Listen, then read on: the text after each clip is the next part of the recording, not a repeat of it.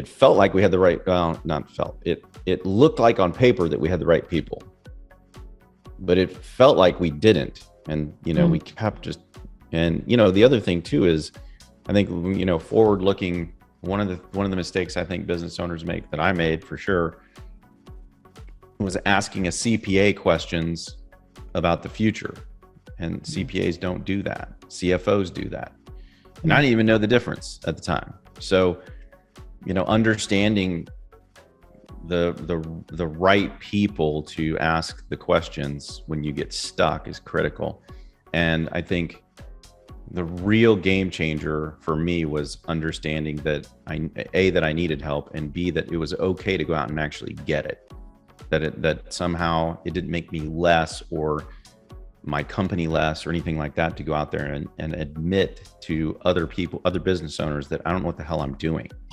Yeah. I have a problem with people and I can't understand why. Like some people fit unbelievably well and other people on paper look great, and the whole thing just didn't feel right. And so when I hired that consultant, it was so clear afterwards why.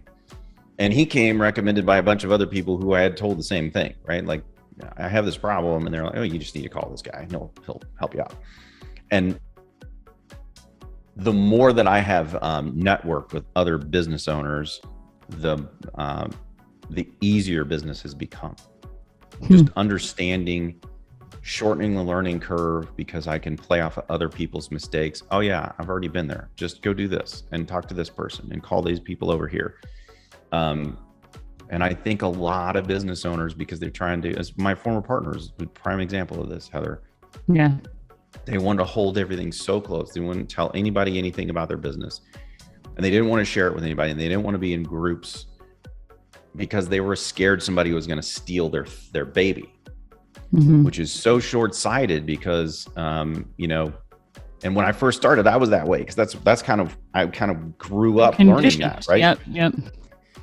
And when I took a flyer joining a group, which completely altered my business and actually my personal and family life too, called Collective Genius. And I went there and I literally was floored that people were sharing openly the way they were sharing, and that these business people all had the same problems that I did. And I was like, what?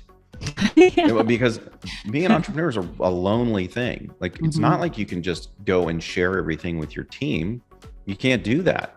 Yeah. Because the team needs to understand and believe that you know what you're doing, and that you're the rock, and that you're the leader, and we're going this way and hard charging.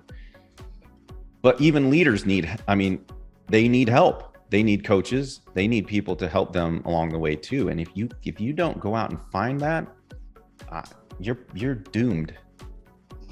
I truly believe that. If I hadn't found a place a sounding board where I could go and tell people what was happening in my business and get help, I probably would have been a statistic. And we wouldn't be on a podcast talking about this right now. You'd be off working somewhere else, and I'd probably have a job doing something. Who knows?